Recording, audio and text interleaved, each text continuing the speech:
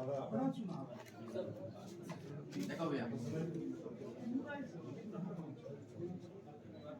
जी आगे आ जाओ ना आप एक बार। भगत जी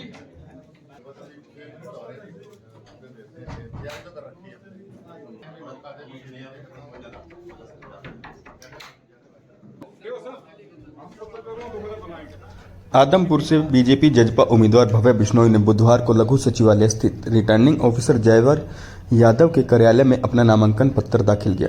नामांकन के समय उनकी दादी और पूर्व विधायक जसमा देवी, उनके माता पिता कुलदीप बिश्नोई, रेणुका बिश्नोई सहित सभी पारिवारिक सदस्य उपस्थित थी। पार्टी की ओर से प्रदेश अध्यक्ष ओम प्रकाश धनखड़, चुनाव प्रभारी जेपी दलाल, जेजेपी के प्रदेश अध्यक्ष निशांत सिंह, डिप्टी स्पीकर रणबीर गंगवा, राज्यसभा सांसद कृष्णलाल पंवार, सांसद डॉक्टर डीपी वत्स, राजेंद्र लितानी, कृष्ण बिश्नोई सहित बीजेपी जिला हिसार के तमाम पदाधिकारी उपस्थित थे। नामांकन के बाद पत्रकारों से बातचीत करते हुए भव्य बिश्नोई ने कहा कि आदमपुर उपचुनाव में उतरना उनके लिए एक गौरवमय क्षण है। आदमपुर हल्के आशीर्वाद से आदमपुर में कमल खिलाकर पार्टी के विश्वास पर खरा उतरेंगे। कठिन से कठिन दौर में भी आदमपुर के लोगों ने दादाजी और पिताजी का साथ दिया है। लोगों ने साथ निभाने के लिए 26 साल का कठोर वनवास स्वीकारा है। पिताजी ने आदमपुर के लोगों की राय लेकर ही इस वनवास को समाप्त करने के लिए विधानसभा से त्यागपत्र दिया था। पार्टी ने मुझे चौधरी भजन लाल के सपनों को पूरा करने के लिए जिम्मेदारी सौंपी है। मैं पार्टी और आदमपुर के लोगों के विश्वास को कायम रखूंगा। की गलतियां इंसान से होती है। अभी हमें सही ठिकाना मिल गया है और पूर्ण रूप से नरेंद्र मोदी जी की नीतियों से आज पूरा हिंदुस्तान प्रभावित है। और हरियाणा प्रदेश की बात करें तो समस्त जो जनता है वो खट्टर साहब की नीतियों से प्रभावित है और हम उन्हीं के नेतृत्व में आगे बढ़ते हुए काम करेंगे। वर्तमान और भविष्य काल की बात करते हैं, पीछे जो बात चली अब ये भाजपा ही हो गए। चलो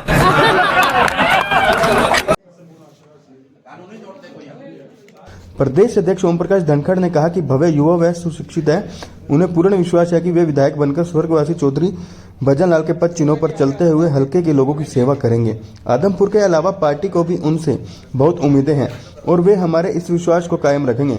उन्होंने कहा कि देश एवं प्रदेश में बीजेपी की नीतियों से आम जनमानस में उत्साह है। आदमपुर उपचुनाव हरियाणा में तीसरी बार बीजेपी की सरकार बनाने की नींव रखेगा। बिश्नोई का फार्म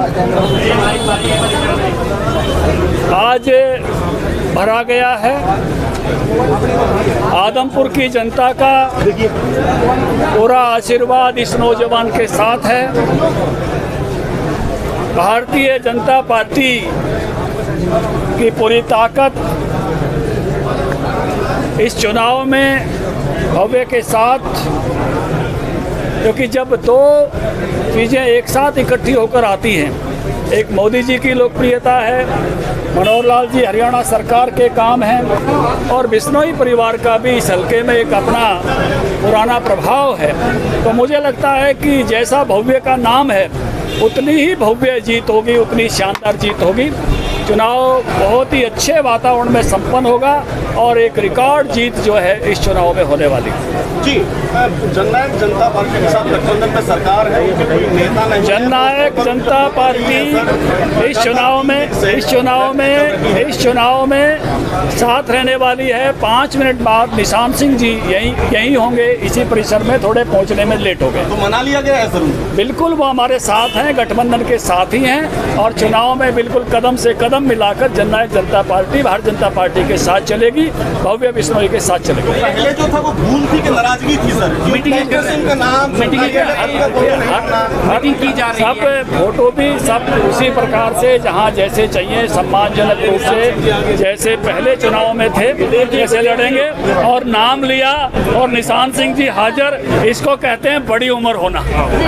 ट्रैफिक के कारण थोड़े लेट हुए और इसलिए आपका जो सवाल था वो सवाल यही जो है वो जवाब आ गया है और जवाब सदे आ गया है।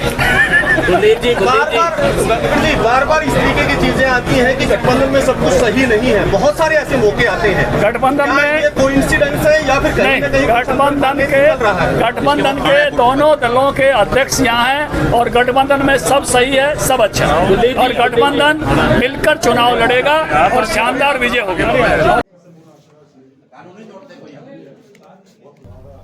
वहीं कुलदीप बिश्नोई ने कहा कि आदमपुर चौधरी भजनलाल का परिवार है। हम इस हलके के नेता और मतदाता नहीं बल्कि पारिवारिक सदस्य हैं, इसलिए यहाँ का चुनाव पूरा हलका मिलकर लड़ता है। विपक्षों को तो यहाँ दूसरे नंबर के लिए लड़ना पड़ता है। युवा भव्य को लेकर न केवल मुझे बल्कि आदमपुर के लोगों और पार्टी को बहुत उम्मीदें हैं। पूरे हलके में भव्य के पक्ष में एक तरफा माहौल है। इस बार भव्य की आदमपुर में भव्य जीत होगी। हम दोनों पार्टियां मिलकर चुनाव लड़ रही हैं और बहुत बढ़िया हमारा मार्जिन से हम लोग जीतेंगे। हमारा तीनों का जो विडन हुआ, पहले हम अलग लड़े थे तीनों, अब तीनों एक साथ हो गए। तो जो कल रवि जी ने हमें टारगेट दिया 1 लाख प्लस वोट अचीव का, उससे कहीं बेहतर नतीजा आज इस नॉमिनेशन के बाद ये शुरू हो गया। आम आदमी पार्टी भव्य को विदेशी उम्मीदवार बता रही है। अब आम आदमी पार्टी ने क्यों सीरियसली लिया? उनको कोई और लेता नहीं सीरियसली उनको। उनका कोई वजूद नहीं है, उनके पास ना मुद्दे हैं, ना नीति, ना नीयत है। तो मुकाबला उनका काम सिर्फ विश्व फैलाने का है। हरियाणा और आदमपुर के लोग बहुत समझदार लोग हैं, उनके बहकावे में नहीं है। हल्के में जाएंगे और वोट मांगेंगे। नरेंद्र मोदी जी की नीतियां, खट्टर साहब के किए हुए काम और हमारे परिवार का इतिहास, ये तीनों मुद्दे लेके हम जाएंगे। लोगों का आशीर्वाद बहुत बढ़िया अभी ऑलरेडी हमें मिल रहा है और उससे आगे बढ़ा के काम करेंगे। कांग्रेस अभी तक लंबे समय से आदमपुर में विकास नहीं हुआ है। आप भी पहले आरोप लगाते रहे हैं कि हमेशा ही विपक्ष में आदमपुर रहा है। क्या लग रहा है इस बार कुछ देखिए, दशा बदलेगी? 300 करोड़ रुपए के काम में 2.5 साल में माननीय खट्टर जी से प्रार्थना कर करके करवा चुका हूँ। कोई रिकॉर्ड देखना चाहिए, मैं खुला चैलेंज करता रहा हूँ। मेरे ऑफिस में पूरा डेटा है और 530 करोड़ के काम ज्वाइनिंग के बाद मेरे भी पाइपलाइन में। तो ये विकास नहीं हुआ है, ये जो बातें सिर्फ विपक्ष वाले करते हैं। आपने कांग्रेस का पूछा था, मैं हुड्डा साहब को यही कहना चाहूँगा, भाई कोई कैंडिडेट लड़ने तैयार क्यों नहीं? तो आप बापू बेटा में से कोई आ जाओ, कोई देख लेंगे मैदान के।